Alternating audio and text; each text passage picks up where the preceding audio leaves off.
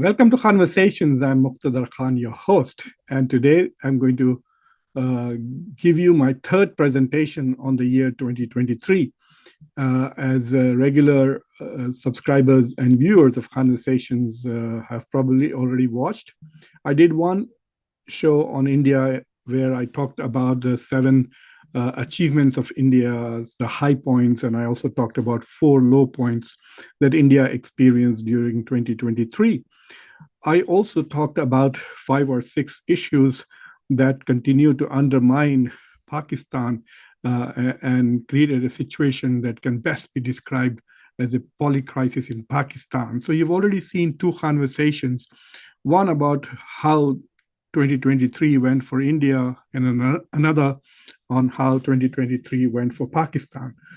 But in today's conversation, I want to talk to you about 10 global developments, which I think are the most important that took place in 2023. Now, this is a very subjective perspective. It is subjective in the sense it is limited by my point of view, really. So, in my view, which are the 10 most important events that have shaped the year 2023? I'm not an art critic. I don't look at music. So, I'm not going to be talking about the great films of the year or the great artistic stuff that has happened. I will also not talk about the climate and its impact. It's an ongoing thing. It was one of the most important game changers of the 2022, of 2021, the pandemic in 2020, and so on. So that's become a constant, and I'm not going to talk about that. So you could argue that the events that I am describing are mostly geopolitical in nature. So before I go any further, if you have not already subscribed to Khanversations, do subscribe to Khanversations. Make sure that you ring the bell icon so that you get notifications of new videos. And also, please like the video and share it with your social political network. Share it with your friends. So the 10 events that I'm going to talk about in no specific order. I'm not prioritizing one over the other. These I think are the 10 most important.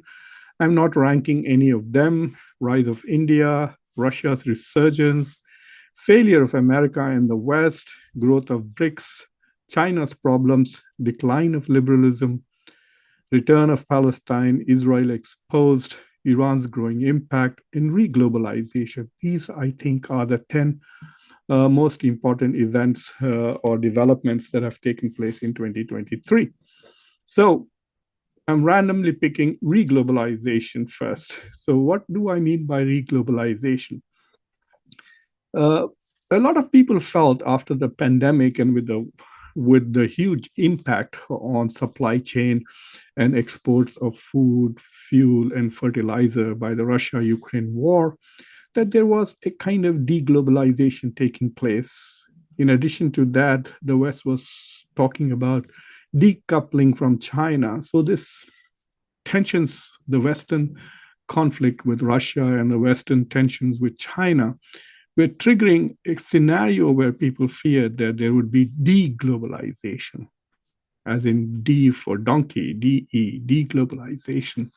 But what has really happened is that the economies are so entangled worldwide that the best that one can hope to see is reglobalization. So basically, what is happening is that the global economy is being tweaked through processes called friendshoring, where you are trying to make sure that your supply chains are basically running through allies rather than adversaries.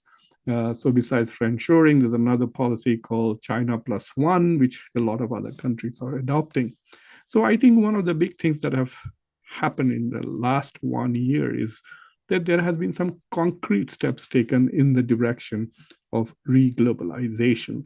We shall see how far it progresses and if it becomes a major feature of the global economy. Basically, it is politicizing economics. So geopolitics is having a big impact on geoeconomics. That's what we mean by reglobalization. The second thing that I want to talk about is the resurgence of Russia. After Russia's invasion of Ukraine, we saw condemnation of Russia. Russia was being made a pariah state. The West threw every possible sanction that it could. There was clear delinking with the Russian economy. So the idea was to basically kill the Russian economy and disable its capacity to continue with its war in Ukraine. But it appears that Russia has not only survived economically, primarily through its export of oil at discounted prices to China and India, but and it restructured its economy so that it's able to sustain the war as well as survive Western economic warfare against it. But not only that, the Israel-Hamas war has also given Putin and Russia a lot of breathing space in global politics. And so you suddenly now see Putin, who was avoiding all international forums, did not show up at G20, did not go to BRICS, spoke there through video, but did not show up there in person, and suddenly is now visiting Saudi Arabia and the United Arab Emirates. And so you suddenly see Putin strutting in the global sphere. And the recent visit of India's Foreign Minister, Dr. Jaishankar, to Moscow, and the possibility that India's Prime Minister will visit for a Russia-India summit very soon in 2024 clearly suggests that Russia is back, and Western efforts to make Russia a pariah state have not succeeded. So that, to me, is a second event that has really shaped the geopolitics of 2023. So while we are on the topic of talking about pariah states, I want to talk about Iran. I mean, the West has also tried to isolate Iran.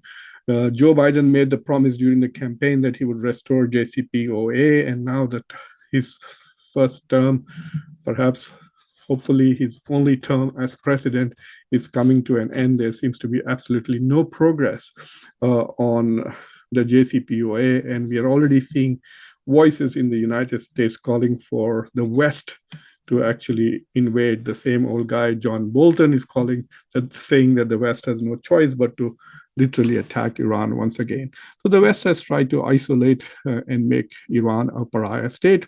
But in the year of 2023, Iran was accepted as a full member of the Shanghai Cooperation Organization. And then with the expansion of BRICS, Iran also joined BRICS. So Iran is now a member of two very prominent international forums, which are actually without any Western country in it. And so you can see that the non-Western world is not treating Iran as a pariah. Yes, there are instruments of global integration that the West controls, such as SWIFT, and the medium of global exchange, such as dollar. And so it makes life difficult for both Iran and Russia.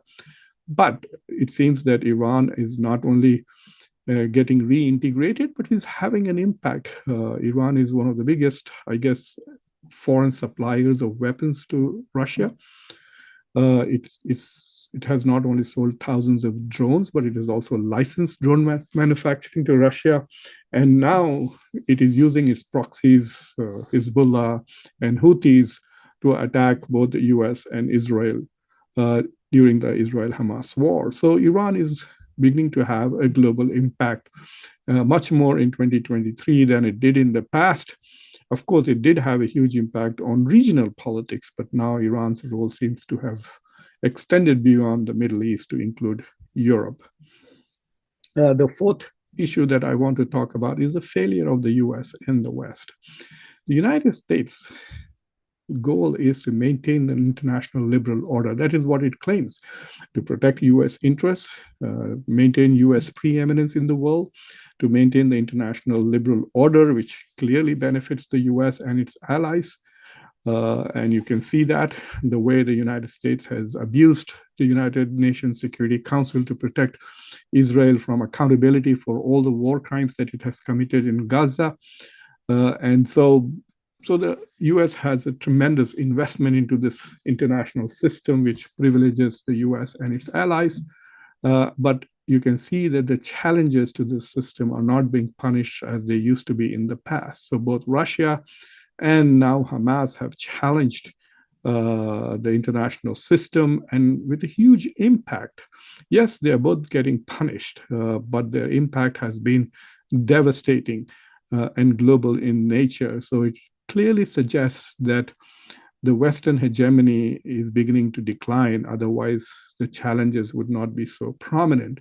So I think one important feature of 2023 has been the foreign policy mistakes that Joe Biden has made, as a result of which we see a decline in Western hegemony. His withdrawal from Afghanistan, making the US completely, shall we say, irrelevant to South Asian politics, except through some kind of reconnecting with Pakistan.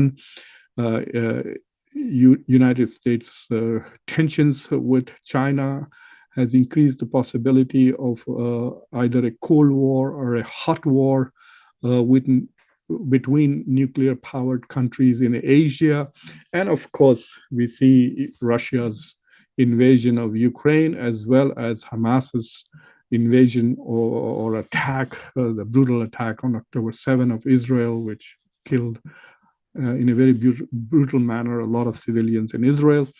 So both these acts are as a result indirectly of US foreign policy's expansionist character. The expansion of NATO triggered to some extent Russia's invasion of Ukraine and the expansion of the Abrahamic Accords without any regard to the Palestinian cause, also, in my opinion, triggered the Hamas attack on Israel. So one a major development has been the decline of Western hegemony, as a result of which you see a tremendous instability in the global order, and you see more conflicts and the possibility of even more conflicts emerging. It is quite possible if the United States, Biden seems to be the most hawkish person on earth today. So with little prompting to attack Iran, it is quite possible that we may see another major war in the world besides Russia, Ukraine, Israel, Hamas, maybe Iran and the US in the coming year. I don't know. I have lost all respect for Joe Biden. I think he thinks he knows a lot about foreign policy, but his foreign policy essentially brings misery and debt to thousands and thousands of people in the world. Biden has not initiated any peace process, whether it's in Ukraine or in the Arab-Israeli conflict. He's literally vetoed ceasefire, which means he needs to see the war continue. Another major development and global proportions and huge impact for both global geopolitics as well as global economy is the problems, the economic problems of China. China's real estate market is still in the dumps. China's growth rate has slowed down to about 4%. The unemployment rate of the youth in China has gone up to 21%. Countries all over the world are wary of China, especially Western countries, which have been the biggest destination for China's exports, which have driven China's growth over the past few decades, are now trying to look for alternatives. Countries like India, Mexico, Vietnam, Malaysia are benefiting from this China plus one or China de-linking or de-risking, not decoupling, but de-risking. So this China plus one strategy is to basically make the supply chains less riskier for Western countries in the eventuality of a conflict with China. So all of this and China's huge debt, not only the Chinese government, but Chinese state level provinces are also in huge debt. They have invested heavily in building a manufacturing capacity and in the real estate, which is also causing lots of problems for the Chinese economy. One of the problems that China has done is by creating overcapacity in manufacturing, it has created tremendous competition between manufacturers in China, which has reduced margins, profit margins. And so people are working very hard for very little profit in China. So I think China's problems and China's debt is going to have an impact on China's capacity to ability to sustain the Belt and Road Initiative, and it will also put China under a lot of pressure to extract back the loans that it has given to various other countries, triggering more talk about debt diplomacy and China's debt trap. So China's growing economic problems, which are becoming so clearly manifest since the beginning of this year, are one of the biggest, I think, developments of 2023. Along with China's problems, there is the decline of liberalism. Now, this is something that is becoming increasingly apparent. Since 2006, both the quantity and quality of democracy in the world has declined, which means that we had more democracies in 2005 than we have today. And even those countries which may qualify as democracies, they have become less democratic. Case in point, France, India, and US, these are all struggling democracies, and they are not as good a democracy as they were 10, 15 years ago. But there's a new trend with these challenges that I pointed out to you from Iran, from Russia, from China. With the decline of democracy, you can see that globally there is a weakening of the international liberal order.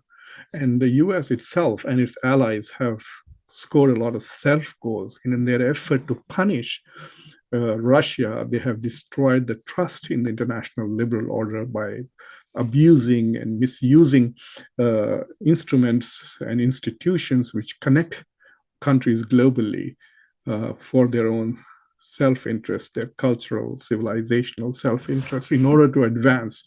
I sense very strongly that there is a racial component and also a civilizational.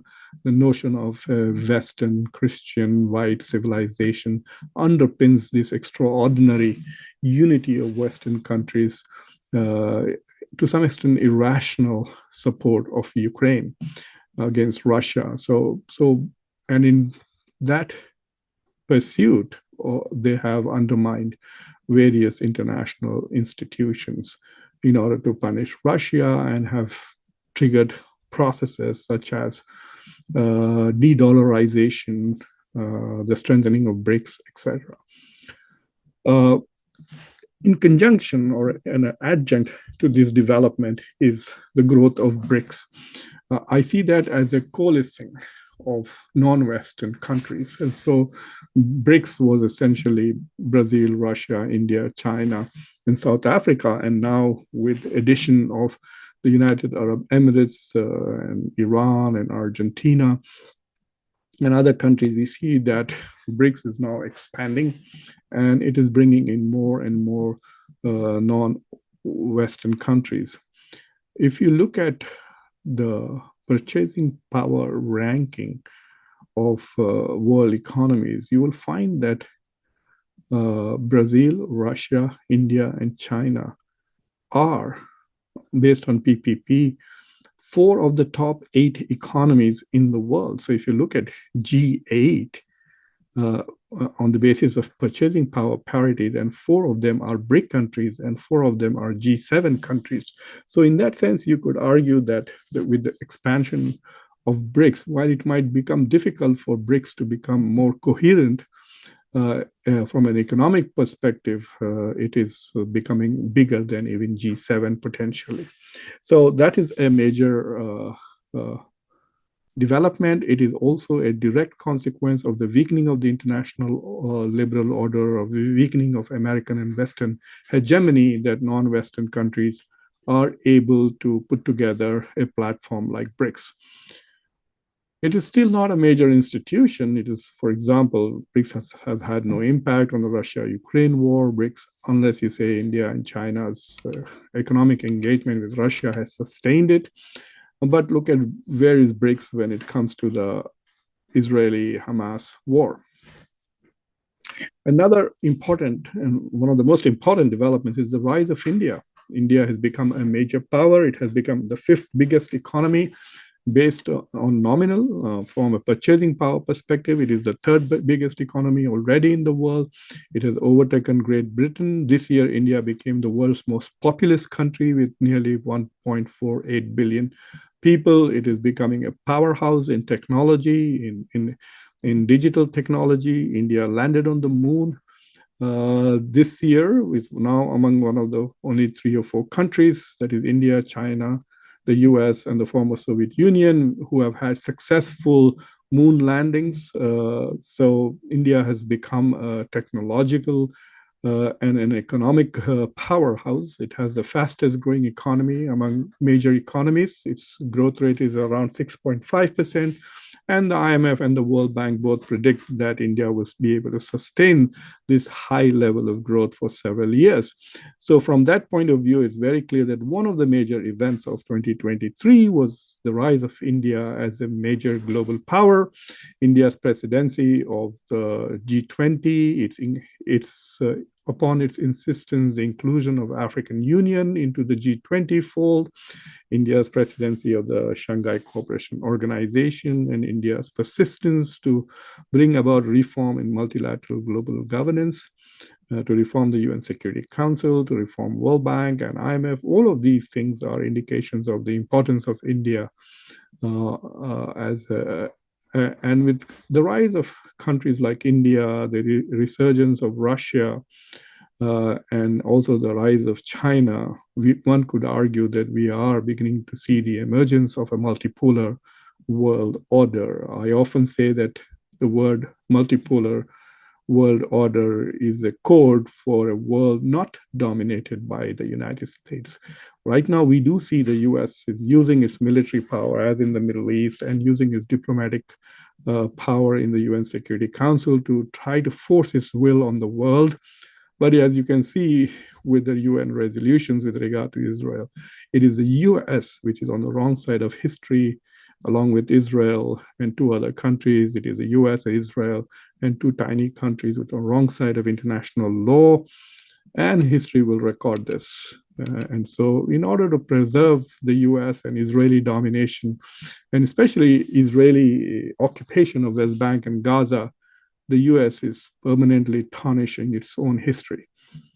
Coming to the Middle East, I think that the Israeli-Hamas war, which is perhaps the most spectacular and most impactful thing that has happened in 2023, took the whole world by surprise and basically diverted the inertia of global progress.